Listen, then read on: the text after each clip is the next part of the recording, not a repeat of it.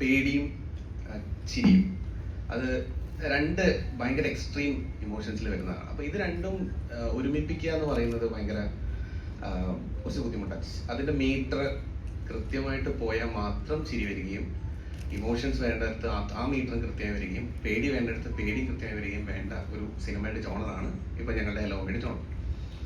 അതിൽ ഏറ്റവും പ്രധാനപ്പെട്ടതെന്ന് പറഞ്ഞു കഴിഞ്ഞാൽ എനിക്ക് പേഴ്സണലി ഇതിനകത്ത് ആർട്ടിസ്റ്റുകളായി വന്ന ആൾക്കാർ, എസ്പെഷ്യലി ഷർഫുദ്ദീൻ. അപ്പം ഈ സിനിമയിൽ ഫസ്റ്റ് വോയിസിലേക്ക് പോലും ഞങ്ങൾക്ക് കൂടുതൽ ആലോചിക്കേണ്ടി വന്നിട്ടില്ല. ഷർഫുദ്ദീൻ എന്ന് പറയുന്ന ആർട്ടിസ്റ്റിൽ ഞങ്ങൾ ലാൻഡ് ആയതും ഇതിനകത്ത് കുറച്ച് പരിപാടികളുണ്ട്. ആ പരിപാടികൾ കൃത്യമായിട്ട് ചെയ്യാൻ പറ്റുന്ന ഒരു ഇന്റർനാഷണൽ ടെംപ്ലേറ്റ് ഇദ്ദേഹത്തിന് കയ്യിലുണ്ട്. അപ്പം അതാണ് ശരിക്കും പറഞ്ഞാൽ ഇതിനകത്തുള്ള ആർട്ടിസ്റ്റുകളുടെ പെർഫോമൻസസിൽ ഭയങ്കര സേഫ് ആയിട്ട് ഞങ്ങൾ ഈ കാര്യങ്ങൾ എക്സിക്യൂട്ട് ചെയ്യുക ചെയ്തത്. ശരിക്കും പറഞ്ഞാൽ ചിരിപ്പിക്കാൻ, നമ്മളെ പേടിപ്പിക്കുന്നതിനൊപ്പം ചിരിപ്പിക്കാണ്. താങ്കളുടെ ഡയലോഗുകളാണ് നമ്മളെ അത്ഭുതപ്പെടുത്തിയത്. നല്ലൊരു എക്സ്പീരിയൻസ് ഉള്ള ഒരു സിനിമയായിട്ടെന്ന് എനിക്ക് തോന്നി. ഷറഫ് എങ്ങനെയാണ് ഈ സിനിമ ചെയ്യുമ്പോൾ ഇത്രമാത്രം പ്രേക്ഷകർ ഏറ്റെടുക്കും? ഇതൊരു പേടിപ്പിക്കുന്നതിനൊപ്പം ചിരിപ്പിക്കാൻ എനിക്ക് കഴിയും ഓരോ ഡയലോഗ്. അങ്ങനെ ഒരു ചിന്താഗതി ഉണ്ടായിട്ടുണ്ടായിരുന്നു ഷറഫിന്? ഇല്ല, ഇതിന്റെ കഥ കേട്ടപ്പോൾ തന്നെ കിട്ടിയ ഒരു, ഇപ്പൊ നിങ്ങൾക്ക് ഈ സിനിമയുടെ ട്രെയിലർ കണ്ടപ്പോൾ തോന്നുന്ന ഒരു എക്സൈറ്റ്മെന്റ് ഉണ്ടല്ലോ, അപ്പൊ നമുക്കൊരു ഐഡിയ കിട്ടുമല്ലോ. അതേപോലെ തന്നെയായിരുന്നു എനിക്ക് ഇതിന്റെ കഥ കേട്ടപ്പോൾ തോന്നിയത്. അത് വർക്കായിരുന്നു. എപ്പോഴും ശ്രദ്ധിക്കുക ഹൈദരാലിക്ക. അപ്പോ അതിന്റെ ആ ഒരു ട്രെയിലർ കണ്ടപ്പോൾ ഉള്ള അതേ, എല്ലാവരും ട്രെയിലർ കണ്ടപ്പോൾ ഉള്ള അതേ ഒരു ഇതാണ് എനിക്കും സിനിമയുടെ കഥ കേട്ടപ്പോൾ തോന്നിയത്. പിന്നെ ചിരിപ്പിക്കുക എന്ന് പറഞ്ഞു കഴിഞ്ഞാൽ ശരിക്കും അറിയാലോ, ഞാൻ കൊമേഡിയനാണ്. ബേസിക്കലി കോമഡി ചെയ്താണ് ഞാൻ സിനിമയിൽ വരുന്നത്. അപ്പോൾ ഇനി എന്നെ സംബന്ധിച്ചിടത്തോളം എൻ്റെ ഏറ്റവും ഇഷ്ടപ്പെട്ട ഒരു ഏരിയ ആണ്. പക്ഷെ ഞാൻ ഒരു ത്രൂ ഔട്ട് ഒരു ലീഡ് മൂവിയിൽ ഞാൻ അങ്ങനെ ചെയ്തിട്ടില്ലായിരുന്നു. എനിക്ക് അങ്ങനെ ഒരു അവസരം കിട്ടിയിട്ടുണ്ടായിരുന്നില്ല. അപ്പോൾ അങ്ങനെ ഒരു സിനിമ, ഇപ്പോൾ ഞാൻ ചെയ്ത സിനിമകൾ വെച്ച് നോക്കുമ്പോൾ ഒരു സിനിമ കാണാൻ തോന്നുന്ന രീതിയിൽ, ഒരു എക്സൈറ്റ്മെന്റ് തോന്നുന്ന രീതിയിൽ ആ സിനിമ പ്രസന്റ് ചെയ്യുക എന്ന് വെച്ചാൽ തിയേറ്ററിലേക്ക് വരുന്നതിന് മുമ്പ് തന്നെ എല്ലാവരിലും അത് കാണാൻ വേണ്ടി തിയേറ്ററിലേക്ക് പോകണം എന്ന രീതിയിൽ ഒരു സിനിമ ഉണ്ടാവണം എന്ന് വല്ലാതെ ആഗ്രഹിച്ചിരിക്കുന്ന സമയത്താണ് ഹലോമിയുടെ കഥ ഇവർ രണ്ടുപേരും എൻ്റെ അടുത്ത് പറയുന്നത്. അപ്പോൾ തന്നെയാണ് ഞാൻ അതിലേക്ക് ഇന്നായത്. അതിന്റെ കാരണം ആ ഐഡിയ ആണ്. എന്ന് വെച്ച് കഴിഞ്ഞാൽ എൻ്റെ ക്യാരക്ടറിന്റെ ഒരവസ്ഥ അത് വർക്കാണ് എന്നെ സംബന്ധിച്ചിടത്തോളം. അതിൽ എനിക്കൊരു പ്ലേ ഉണ്ടെന്ന് എനിക്ക് തോന്നിയിട്ടുണ്ടായിരുന്നു. Thank you. അത് നല്ല ഈ അവസ്ഥ പറഞ്ഞപ്പോഴാണ് ഷറഫ് പറഞ്ഞല്ലോ ഞാൻ ശ്രദ്ധിക്കുന്നുണ്ട്. പക്ഷെ അവസ്ഥ പറഞ്ഞപ്പോൾ അതൊരു വല്ലാത്തൊരു അവസ്ഥയായിരുന്നു. ചില സീക്വൻസ് കാണുമ്പോൾ വലിയൊരു അവസ്ഥയിലേക്കാണ് കൊണ്ടുവയ്ക്കുന്നത്. ആ മമ്മി എന്ന ഐശ്വര്യ വിളിയിൽ ഷറഫിന്റെ ഒരു എക്സ്പ്രഷനും ഒരു ഡയലോഗും ഉണ്ട്. പിന്നീട് സിനിമ കാണാത്തോട് ഞാൻ പറയില്ല. അതുകൊണ്ട് ഒരു സ്ഥലത്ത് കയറി ഇരുന്നിട്ട് ഒരു വീഴ്ചയൊക്കെ ഉണ്ടല്ലോ, അതൊക്കെ എങ്ങനെ ഉണ്ടായിരുന്നു? ആദ്യത്തെ ആ വീഴ്ചയാണ് അത് ഫോളോ ചെയ്തത്. അതെങ്ങനെ ഉണ്ടായിരുന്നത്? Thank you. ഞാൻ എന്റെ അടുത്ത് എങ്ങനെ ഉണ്ടായിരുന്നല്ലോ, നിങ്ങൾ കണ്ടിട്ട് എങ്ങനെ ഉണ്ടായിരുന്നു? ചെയ്യുമ്പോ അടിപൊളിയായിരുന്നു. എന്ന് വെച്ച് കഴിഞ്ഞാൽ അത് ആ ദിവസം തുടക്കത്തിൽ തന്നെയാണ് അല്ലെ, തുടക്കത്തിൽ തന്നെയാണ് നമ്മൾ ഷൂട്ട് ചെയ്തത്. അത് ഭയങ്കര ഏറ്റവും എക്സൈറ്റ്മെന്റ് ഉള്ളതും ഇപ്പൊ സിനിമയുടെ ആ ഭാഗം എത്തുമ്പോ എങ്ങനെ വന്നാലും എന്തെങ്കിലും രീതിയിൽ ഇപ്പൊ നമുക്ക് ചില സീനുകളെ കുറിച്ചൊരു ധാരണ ഉണ്ടാവുമല്ലോ, അത് ചെയ്യുന്നതിന് മുമ്പ് ഈ സീനിൽ എന്തായാലും എല്ലാവരും ഒന്ന് ഇന്നാവുമെന്ന് തോന്നും. അതുപോലത്തെ ഒരു സീനായിരുന്നു അത്. അതുപോലെ തന്നെ വർക്കായിട്ടുണ്ട് അല്ലേ. Thank you. ലേണിംഗ് ആയിരുന്നു. ഞാനിതിന്റെ ഈ പോസ്റ്റ് പ്രൊഡക്ഷൻ നടക്കുമ്പോൾ ഒരു ദിവസം ഇതുപോലെ ഞാനൊരു ചായ കുടിക്കാൻ വേണ്ടി നമ്മുടെ ഈ ഇടപ്പള്ളിയിൽ ഇങ്ങനെ ചായ കുടിച്ചപ്പോൾ കുറേ പേര് അവിടെ നിന്ന് ചായ കുടിക്കുന്നുണ്ട് നമ്മൾ പറയുക. അപ്പൊ അവര് പെട്ടെന്ന് വന്ന് എനിക്ക് ഷെയ്ക്കൻ്റെയൊക്കെ തന്നിട്ട് പറഞ്ഞു ഞങ്ങള് പടം കണ്ടിട്ട് വന്നു. ഞാനിങ്ങനെ ഓക്കെ ഏത് പടമാണ് ഇപ്പോൾ റീസെന്റ് ബോഗൺവില്ല ഇറങ്ങിയിട്ടില്ല. അപ്പോൾ അപ്പോഴാണ് ഇവരാണ് പിക്ടോറിയൽ എഫക്ട്സ്, ഇവരാണ് നമ്മുടെ സിനിമ VFX ചെയ്യുന്നത്. അവരുടെ ഓഫീസിന്റെ തൊട്ട് താഴെയുള്ള ഒരു കടയിലാണ് ഞാൻ ചായ കുടിച്ചത്. അപ്പോൾ അവരെന്നെ വിളിച്ചിട്ട് പോയി അകത്ത് നിന്ന് സംസാരിച്ചപ്പോൾ അവർ പറഞ്ഞു അവരെ സംബന്ധിച്ചിടത്തോളം ഏറ്റവും ഹെൽപ്ഫുൾ ആയിട്ട് തോന്നിയതും അവർക്ക് അതുപോലെ തന്നെ ചാലഞ്ചിങ് ആയിട്ട് തോന്നിയതും ഈ ടൊർണാഡോ ഒക്കെ ഉണ്ടാകുന്ന ആ സ്പേസുകളിൽ അതിനനുസരിച്ചിട്ട് ഇതിന്റെ ഓപ്പോസിറ്റ് ഉണ്ടാക്കുക എന്ന് പറയുന്ന അവർക്കൊരു വലിയൊരു ചലഞ്ചിങ് പെർഫോമൻസിന്റെ ബാക്കിംഗ് കൂടി വേണമല്ലോ. അതെ, പക്ഷെ അത് എനിക്കറിയില്ല. ഇതിന് ഇപ്പൊ ഇതിനൊരു ബഡ്ജറ്റിന്റെ ബാക്കിംഗ് കൂടി വേണം അല്ലെ. അപ്പോ ചിലപ്പോ ഞാൻ അത്രയിട്ട് ചിലപ്പോ പ്രൊഡ്യൂസർക്കായിരിക്കും ചിലപ്പോ പ്രശ്നം വരിക. അപ്പോ എന്താ പറയാ, അത് എനിക്ക് ഇതുവരെ എക്സ്പീരിയൻസ് ഇല്ല. എന്ന് വെച്ച് കഴിഞ്ഞാൽ ഒരു ഇല്ലാത്ത ഒരു സാധനമായിട്ട് കമ്മ്യൂണിക്കേറ്റ് ചെയ്യുന്നതോ അല്ലെങ്കിൽ അങ്ങനെയുള്ള അതെന്റെ ഒരു തോന്നലും എൻ്റെ ഒരു ലോജിക്കലും ഞാൻ ചെയ്തതാണ്. എനിക്ക് അങ്ങനെ തോന്നുന്നുണ്ടോ എനിക്ക് അറിഞ്ഞൂടെ. ബോളിവുഡിൽ ഒരു വലിയ നടനുണ്ട്, മമ്മി കൂടെ ഉണ്ടെന്ന നടന് ഒരു അപ്പൊ വർഷങ്ങളായിട്ട് ആ ആക്ടർ അങ്ങനെയാണ്. ആക്ടറിനെ എനിക്കറിയാം. മനസ്സിലായോ? അത് അദ്ദേഹത്തിന്റെ വിചാരം അങ്ങനെയാണ്. അത് മമ്മി കൂടെ ഉണ്ടെന്നാണ്. അത് വർഷങ്ങളായിട്ട് അങ്ങനെ തന്നെയാണ്. ഇൻഡസ്ട്രിയിൽ എല്ലാവർക്കും അറിയാവുന്നതാണ്. അത് ഞാൻ ഈ അടുത്ത് അടുത്ത് ഫ്രൈഡേയില് വിജയ് ബാബു ചേട്ടനാണ് പറഞ്ഞത് ഇങ്ങനൊരു നമ്മുടെ ട്രെയിലർ ഇറങ്ങിയതിന് ശേഷം. അപ്പം അത് വേറൊരു അത് അപ്പൊ ശരിക്കും ഉണ്ടത്. നമ്മള് ഹ്യൂമർ ഭയങ്കര ഇമ്പോർട്ടന്റ് ആയിരുന്നു എന്ന് നമുക്ക് ആദ്യമേ ബോധ്യമുണ്ടായിരുന്നു. അതിൻ്റെ അകത്തുനിന്നാണ് നമ്മൾ ഇപ്പോൾ ഷാഫിനോട് സംസാരിക്കാൻ ഋഷിയോട് സംസാരിക്കാൻ നേരത്തും നമ്മൾ ഹൊറർ എന്ന് പറയുന്നത് രണ്ടാമതാണ് നിർത്തിയിരിക്കുന്നത്. ഇതിന്റെ അല്ലെങ്കിൽ ഫാന്റസി എന്ന് പറയുന്നത് ഹ്യൂമർ എന്ന് പറയുന്നത് വർക്കാണ്. അപ്പോൾ ശരിയൊക്കെയാണെന്ന് പറഞ്ഞാൽ ആദ്യമേ ഹ്യൂമർ എന്ന് പറയുന്നിടത്ത് ഒരു ചെറിയ ചോദ്യത്തിന് ഇട്ടു. പക്ഷെ സിറ്റുവേഷൻസ് കൊണ്ടുവന്ന് ഹ്യൂമർ ഉണ്ടാക്കാൻ പറ്റിക്കഴിഞ്ഞാൽ ഡയലോഗ്സ് ഓട്ടോമാറ്റിക്കലി വർക്ക് ആകുമെന്ന് വിശ്വസിക്കുന്ന ഒരാളാണ് ഞാൻ. അതിനുള്ള കോൺടെസ്റ്റും അതിനുള്ള അവസരങ്ങളും ആക്ടേഴ്സിന് കൊടുക്കുക. ഇപ്പൊ നമുക്ക് ഇന്ന് റിവ്യൂ വരുന്നതിൽ എല്ലാവരും എടുത്ത് പറയുന്ന ആക്ടേഴ്സിന്റെ പെർഫോമൻസ് ആണ്.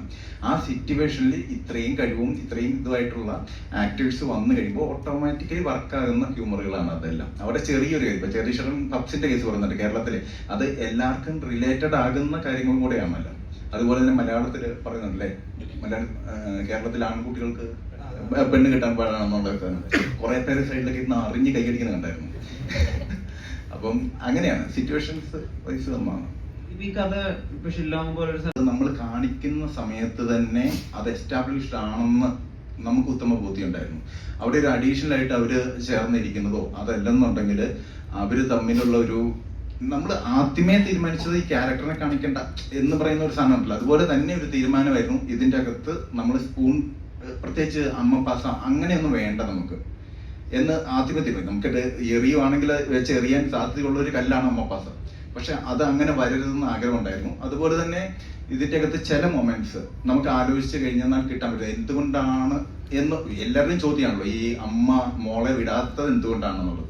ആ കാര്യങ്ങൾ ആലോചിച്ച സിനിമയ്ക്കകത്ത് തന്നെയുണ്ട്, എന്തുകൊണ്ട് വിട്ട് പോയില്ല എന്നുള്ളത്. അവിടെ പുതിയ ഒരു ക്യാരക്ടർ വരുന്നിടത്താണ് നമ്മുടെ സിനിമ ആരംഭിക്കുന്നത് തന്നെ. ഇവരുടെ ഒരു ലോകമുണ്ട്, ജയറിഷേട്ടന്റെയും അശ്വിന്റെയും അതല്ലെങ്കിൽ സാമുവലിന്റെ സ്റ്റെഫിയുടെ ഒരു ലോകമുണ്ട്. ആ ലോകത്ത് അവർ ഭയങ്കര ഹാപ്പി ആയിട്ട് ഭയങ്കര സാറ്റിസ്ഫൈഡ് ആയിട്ട് പോയിക്കൊണ്ടിരിക്കുക. പുറം ലോകമായിട്ട് വലിയ ബന്ധമില്ല. അങ്ങോട്ട് ഒരു പുതിയ ഒരു സ്ട്രേഞ്ചർ ആയിട്ടുള്ള ഒരാൾ കടന്നു വന്നു കഴിഞ്ഞാൽ അവിടെ എന്തൊക്കെ സംഭവിക്കും, അതാണ് വാട്ട് ഈഫ് എന്നുള്ളത് ആലോചിച്ചിട്ട് ചെയ്തതാണ്. അങ്ങനെ തന്നെയായിരുന്നു തീരുമാനം ഉണ്ടായിരുന്നു. അത് എത്രമാത്രം ഫലമാവുന്നു ചിന്തിച്ചിരുന്നു. ക്യാരക്ടർ നമ്മൾ കാണണമെന്ന് നമ്മൾ ആഗ്രഹിക്കാം, അത് നമുക്ക് കാണാൻ കഴിയുന്നില്ല. ഇപ്പൊ താങ്കൾ പറഞ്ഞുകൊണ്ടാണ് ഞാൻ അതിലേക്ക് വന്നത്. അല്ലെങ്കിൽ അങ്ങനെ എഴുതുമ്പോൾ അത് എങ്ങനെ പ്രഷർ ഏറ്റെടുക്കുന്ന ഒരു ചിന്താഗതി താങ്കൾക്ക് ഉണ്ടായിരുന്നു ഏതെങ്കിലും സമയത്ത്? ഞങ്ങളുടെ ചർച്ചയിൽ പലപ്പോഴായിട്ട് ഈ കാര്യം വന്നിട്ടുണ്ട്. ആദ്യം തൊട്ട് ചേട്ടൻ ചോദിച്ചത് കറക്റ്റാണ്. ഇങ്ങനെ വന്നപ്പം പല രീതിയിലുള്ള ആൻസറുകൾ വന്നിട്ടുണ്ട്. പക്ഷെ എന്നെ അട്രാക്ട് ചെയ്താലേ എന്നെ സാറ്റിസ്ഫൈഡ് ചെയ്തത് അവരവർ ഒരു ക്യാരക്ടർ നമ്മുടെ എന്താ പറയുക എമ്പതി എന്ന് പറയുമല്ലോ. ഇപ്പൊ ഷറഫിന്റെ സ്ഥാനത്ത് നമ്മൾ നിൽക്കുമ്പോഴാണ് നമുക്ക് ആ പടം വർക്കാകുന്നത്.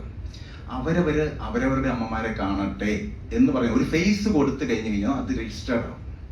അതിൻ്റെ അകത്ത് എനിക്ക് ഒരു സ്വാതന്ത്ര്യമുണ്ട്. എനിക്ക് എൻ്റെ അമ്മേനെ പ്ലേസ് ചെയ്തിട്ട് കൂടുതൽ റിലേറ്റബിൾ ആയിട്ട് നമുക്ക് ആ പടത്തിലേക്ക് കയറാനായിട്ട് സാധിക്കും.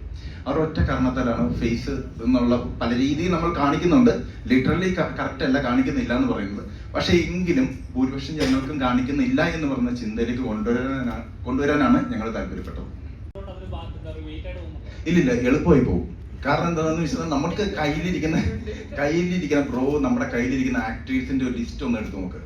അത്ര ഇഷ്ടമാണ്. പഴയ തലമുറയും പുതിയ തലമുറയുടെയും ഒക്കെ ഒരു സങ്കര സാധനമാണ് നമ്മുടെ കയ്യിലിരിക്കുന്നത്. അത് ഭയങ്കര കോൺഫിഡൻസ് നമുക്ക് കിട്ടുന്നുണ്ട്.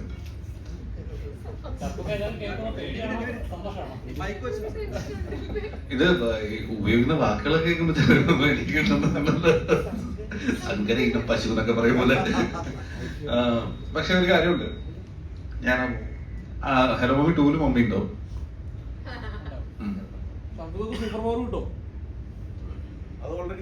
കിട്ടിക്കഴിഞ്ഞു. അതെനിക്ക് അതിനപ്പുറത്തേക്ക് കിട്ടും. അതെ, ഒരു ക്വസ്റ്റ്യൻ ഉണ്ട്. അയ്യോ അല്ല, ആക്ച്വലി ബോളിവുഡിൽ ഇങ്ങനത്തെ പോസ്റ്റേഴ്സ് ഓൾമോസ്റ്റ് കണ്ടിട്ടുള്ളത് ഇതുപോലത്തെ. അപ്പൊ ഈ അക്ഷയ് കുമാർ പോലത്തെ ആർട്ടിസ്റ്റ്, നമ്മുടെ റിതേഷ് ദേശ്മുഖ്, അങ്ങനെ ഒരുപാട് പേര് ഇങ്ങനത്തെ കുറെ ഹ്യൂമർ കോമഡി അങ്ങനത്തെ സംഭവങ്ങൾ ചെയ്യുന്നുണ്ടല്ലോ, മീൻസ് ഹൊറർ ആയിട്ടുള്ള. അപ്പൊ അതാണോ നിങ്ങൾ ഉദ്ദേശിച്ചത്? മീൻസ് ഒരു ബോളിവുഡ് ടച്ച് കിട്ടാൻ വേണ്ടി കഥ എഴുതിയപ്പോ റൈറ്ററിനോടാ? നമ്മൾ അങ്ങനെ ഒരു സിറ്റുവേഷൻ, നമ്മൾ കണ്ടു പരിചയം ഇല്ലാത്ത ഒരു സാധനം കൊണ്ടുവരണം എന്നുള്ള സിമ്പിൾ ആയിട്ടുള്ള ഒരു ആഗ്രഹത്തിന്റെ പുറത്താണ് നമ്മൾ അങ്ങനെ ഒരു കാര്യത്തിലേക്ക് പോയിരിക്കുന്നത്. അപ്പം നമ്മൾ സംസാരിച്ച് കഴിഞ്ഞപ്പോൾ ഇങ്ങനെ ഒരു ആക്ടർ സണ്ണി കിന്തിച്ച പോലുള്ള റെയിൽവേ മാനൊക്കെ ചെയ്ത് ഭയങ്കര എസ്റ്റാബ്ലിഷ്ഡ് ആയിട്ടുള്ള ഒരു ആക്ടർ വന്നു കഴിഞ്ഞ് കഴിഞ്ഞപ്പോഴത്തേക്കും നമുക്ക് കിട്ടുന്ന ഒരു കോൺഫിഡൻസ് ഉണ്ട്. അപ്പൊ അതിനും വലിയ കാര്യങ്ങളുണ്ടായി. അയാൾ വരണമെന്നുണ്ടെങ്കിൽ അതിന്റെ കോസ്റ്റ്, പ്രൊഡക്ഷൻ കാര്യങ്ങളെല്ലാം ഉണ്ട്. അപ്പൊ ഇതെല്ലാം കൂടി ഒത്തു വന്നു കഴിഞ്ഞപ്പോഴത്തേക്കും നമുക്ക് കിട്ടിയ കോൺഫിഡൻസിന്റെ പുറത്താണ് ആ ക്യാരക്ടർ അത്രയും എന്താ പറയാ അതുപോലത്തെ വിഷ്വൽസ്. ഇപ്പം എസ്പെഷ്യലി പറയുകയാണെന്നുണ്ടെങ്കിൽ എല്ലാവരും എടുത്ത് പറയുന്ന കാര്യമാണ് CG പിക്ടോറിയൽ എന്ന് പറയുന്നത് കിടപ്പിൽ തന്നെയാണ്. ഷർഫ് ഓൾറെഡി പറഞ്ഞു. അപ്പം നമുക്ക് എല്ലാവർക്കും സംശയം ഉണ്ടായിരുന്നു മലയാളത്തിൽ ഇങ്ങനൊരു സാധനം ഇത്ര ക്ലാരിറ്റിയോട് കൂടി ഇത്ര കോൺഫിഡന്റ് ആയിട്ട് കാണിക്കാൻ പറ്റുമെന്നുള്ളത്. പക്ഷെ നമ്മൾ ആദ്യത്തെ ഒരു 3 സീനിന്റെ കട്ട് വന്നു കഴിഞ്ഞപ്പോൾ തന്നെ ഞങ്ങൾ കോൺഫിഡന്റ് ആവുകയും തുറന്ന് എന്താ പറയുന്നത് കൈവിട്ട് കളിച്ചോ എന്ന് പറയുന്ന ഒരു രീതിയിലേക്ക് അവരുമായിട്ട് നമ്മൾ സംസാരിക്കുകയും ചെയ്തു. ആ ഒരു വിശ്വാസത്തിന്റെ പുറത്താണ് നമ്മൾ ഇതിലേക്ക് വന്നിരിക്കുന്നത്. ഹലോ മമ്മി ദോ എന്നും ഒരു പ്ലാൻ ഉണ്ട്. Mummy returns. അതെ, ഹലോ മമ്മി. ഹലോ മമ്മി 2 ആണ് ഈസി ആയിട്ട് നമ്മള് ഒരു വർക്ക് ചെയ്യാവുന്ന ഒരു പരിപാടി എന്ന് എനിക്ക് തോന്നുന്നു. അതുകൊണ്ടായിരിക്കും അവർ വെച്ചിരിക്കുന്നത്. പിന്നെ ഞാനുണ്ടോ ഇല്ല എന്നൊന്നും പറഞ്ഞിട്ടില്ല. അവര് അടുത്ത ഇതില് മമ്മി ഉണ്ട് എന്നുള്ളതിനെ കുറിച്ച് എനിക്കൊരു ക്ലാരിറ്റി അവർ തോന്നുന്നുണ്ട്. എല്ലാം ഒരു ബിൽഡ് ചെയ്യും. അതെ, ഇല്ല ഞാൻ പുറത്തുനിന്ന് ആളെ ഇല്ലട്ടാ, അങ്ങനെയൊന്നും ഇന്ന് ഞാൻ ഏറിക്കാറല്ല. പടം ഫുള്ള് ഞാൻ ഏറാണ്. പടം കഴിഞ്ഞിട്ട് ഏറിക്കേണ്ട കാര്യമില്ല. അപ്പോ അത് അങ്ങനത്തെ ഒരു വലിയ പ്ലാൻ. ഇവര് വേറെ ഒരു പ്ലാനൊക്കെ പറയണ്ടായിരുന്നു വെച്ചാൽ, പക്ഷെ എനിക്ക് അതൊന്നും റിവീൽ ചെയ്യാനുള്ള പ്രശ്നങ്ങളുണ്ട്. അപ്പൊ അത് അത്രേ ഉള്ളൂ. പോസ്റ്റ് പ്രൊഡക്ഷൻ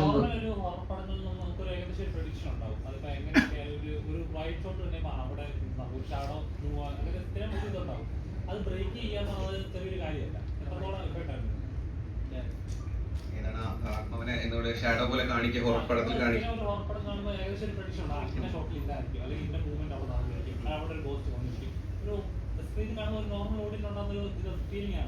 അത് ബ്രേക്ക് ചെയ്യണമെന്നത് ഇത് ബ്രേക്ക് ചെയ്താൽ എനിക്ക് അത് ഈ പറഞ്ഞ പോലെ ഹൊറർ എലമെന്റ് ഒരുപാട് കയറ്റി വെക്കണ്ട എന്നുള്ള തീരുമാനം ഞങ്ങൾക്ക് ഓൾറെഡി ഉണ്ടായിരുന്നു. ഒന്നാമത് ഇതിനകത്ത് മമ്മിയാണ്. എങ്ങനെ നമ്മൾ വെച്ച് കഴിഞ്ഞാൽ ഒരു 4-5 തവണയൊക്കെ കഴിയുമ്പോഴേക്കും നമ്മളോട് യൂസ്ഡ് ആവും. പിന്നെ നമുക്കറിയാം, നമ്മൾ പണ്ട് കണ്ട സിനിമകളിലെല്ലാം നമുക്കറിയാം വരും. ഇപ്പൊ പറഞ്ഞ പോലെ തന്നെ ഇപ്പൊ വരാനുണ്ട്, അല്ലെങ്കിൽ ഒരു ജംപ് സ്കെയറിന് സാധ്യതയുണ്ട്. അപ്പൊ ഞങ്ങളത് ഓബ്വിയസ്ലി ഞങ്ങളത് കുറച്ച് ഒഴിവാക്കിയത് തന്നെയാണ് ചെയ്തിരിക്കുന്നത്. ഒന്നാമത് നമുക്ക് ഈ ഫണ്ട് കയറി വരണം.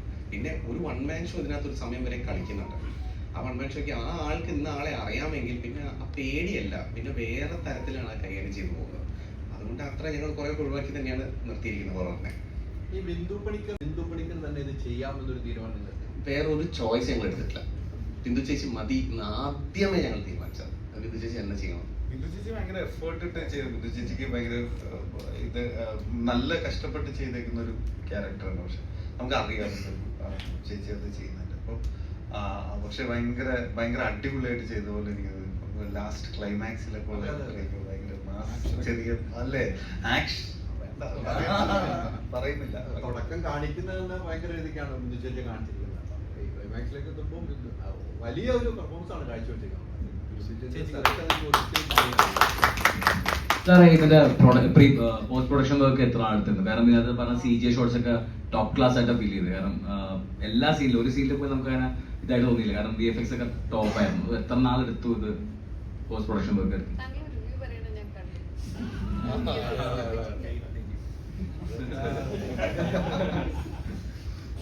പോസ്റ്റ് പ്രൊഡക്ഷൻ ഞങ്ങൾ ഏറ്റവും നല്ല സമയം കൊടുത്തത് VFX തന്നെയാണ്. VFX നല്ല സമയം ഞങ്ങൾ കൊടുത്തിട്ടുണ്ട്. കാരണം അവരൊന്നാമത് ഇപ്പൊ ഇതിനകത്ത് തന്നെ നമ്മുടെ വൺ ഓഫ് ദ പ്രൊഡ്യൂസേഴ്സിൽ രാഹുൽ ES, നമ്മുടെ ക്രിയേറ്റീവ് ഡയറക്ടറിന്റെ പുള്ളി ഓൾറെഡി VFXൽ അഗ്രഗണ്യാണ്. അപ്പൊ പുള്ളിയുടെ നിർദ്ദേശപ്രകാരം ഒരു ടീം നമ്മുടെ കൂടെ ഷൂട്ടിലുണ്ടായിരുന്നു. അപ്പം അവരുടെ സഹായത്തോടെയാണ് ഞങ്ങൾ പല കാര്യങ്ങളിലും, നമുക്ക് ചുമ്മാ ഇന്ററാക്ഷൻസ് ഒന്നും അങ്ങനെ കയറി ഷൂട്ട് ചെയ്യാൻ പറ്റില്ല. അപ്പൊ ഇന്ററാക്ഷൻ ഷൂട്ട് ചെയ്യുമ്പോൾ ഒരുപാട് കാര്യങ്ങൾ അതിനകത്തുണ്ട്. ആ ഇന്ററാക്ഷൻസ് എല്ലാം ഇവരെ വെച്ചാണ് പല കാര്യങ്ങളും. ക്ലൈമാക്സ് ഹോൾ ക്രൂ അവിടെ ഉണ്ടായിരുന്നു. അതല്ലെങ്കിൽ എങ്ങനെ വേണ്ട CGയിൽ ഒരാൾക്കും ഒന്നും കുറ്റം പറയാൻ പറ്റാത്ത CG അവർ ചെയ്തിട്ടുണ്ട്.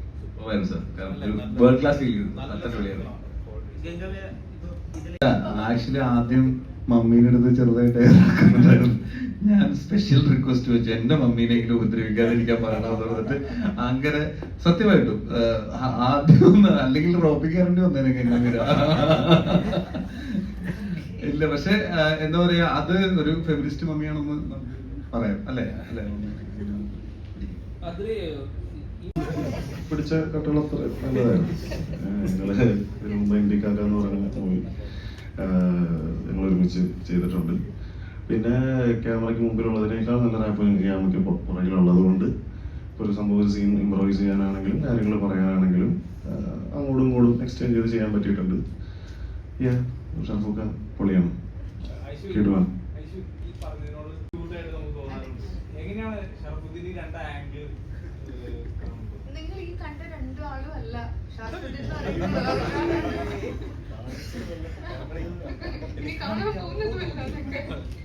ഇല്ല ആസ് ആൻ ആക്ടർ എനിക്ക് ഒരു കോ ആക്ടറിന്റെ കയ്യിൽ നിന്ന് ആവശ്യമുള്ള ഒരു കൊളാബറേറ്റീവ് ആയിട്ട് ചിന്തിക്കാനുള്ള ഒരു മനസ്ഥിതി, കംഫർട്ടബിൾ ആയിട്ട് വെക്കുക, നമുക്ക് ഡയറക്ടർ പറയുന്നതിനോട് ഫൈനൽ പ്രിഫറൻസ് കൊടുക്കുക, അങ്ങനെയുള്ള കാര്യങ്ങളെല്ലാം ഷർഫയ്ക്കൊക്കെ ഉണ്ട്. അതെനിക്ക് വരത്തൻ മുതൽ അറിയാവുന്നതാണ്. അതുകൊണ്ട് ക്യാരക്ടർ എന്താണ് എന്നുള്ളത് എനിക്ക് വിഷയമല്ല, എന്റെ വർക്കിംഗ് കംഫർട്ടാണ്. സിനിമയിലൊരു അറബി ഡയലോഗ് ഉണ്ട്, അത് എങ്ങനെയാ പറഞ്ഞതെന്ന് അറിയില്ല. അതുപോലെ തന്നെ ജഗതി ചേട്ടന്റെ ചില കോമഡി ഒക്കെ കാണാൻ നേരത്തെ കൈ നിന്നൊരു സന്ദർഭം ഉണ്ടായിരുന്നുണ്ട്. അപ്പൊ ഈ സിനിമയിൽ ഈ പറയുന്ന കാര്യങ്ങളൊക്കെ ചെയ്യാറുണ്ടോ? ജീവിതത്തിൽ സിനിമയില് ഇത്തരം കാര്യങ്ങൾ കൈ നിൽച്ച കുറെ കാര്യങ്ങൾ ഉണ്ടാവുമല്ലോ. അതുപോലുള്ള ഇപ്പൊ ഞാൻ എക്സാമ്പിൾ പറഞ്ഞത് ഈ പ്രേമത്തിൽ ഡയലോഗ് അത്തരത്തിൽ വന്നതാണോ? അതെ. അല്ല, പ്രേമത്തിലെ ഡയലോഗ് ഈ പറഞ്ഞ പോലെ അത് പെട്ടെന്നൊരു മാറ്റം വന്നതാണ്. ആ സമയത്ത് വന്ന മാറ്റവും അത് നമുക്ക് ടെൻഷനോട് കൂടി തന്നെയാണ്. അപ്പൊ നമ്മൾ കുറെ സിനിമ ചെയ്തിട്ടുള്ള എക്സ്പീരിയൻസിലാണെങ്കിൽ നമുക്ക് ഇപ്പൊ പറയാൻ പറ്റും ഇത് വർക്കാണ്. ഇപ്പോഴത്തെ ഒരു ടോൺ അതാണ്, ഇത് വർക്കാണ്. അന്ന് അതിനുള്ള കോൺഫിഡൻസും ഇല്ല, ഇതൊന്നുമില്ല. നമ്മൾ ഒരുപാട് ടെൻഷൻ അടിച്ച് എല്ലാവരോടും ചോദിച്ച് ഇത് ഇങ്ങനെയാണ് പെർഫോം ചെയ്യണമെന്നൊക്കെ പറഞ്ഞു. അപ്പൊ അങ്ങനെ ഒരു ധാരണയിലേക്ക് വന്നത് ആ അറബി ഡയലോഗിലേക്കൊക്കെ എത്തിയതാണ്. അപ്പൊ എല്ലാവർക്കും അത് ഇഷ്ടമായത് കാരണം കൊണ്ട് അത് ഓക്കെ ആയിരുന്നു. ഷർഫുദ്ദീൻ തുടക്കകാലത്ത്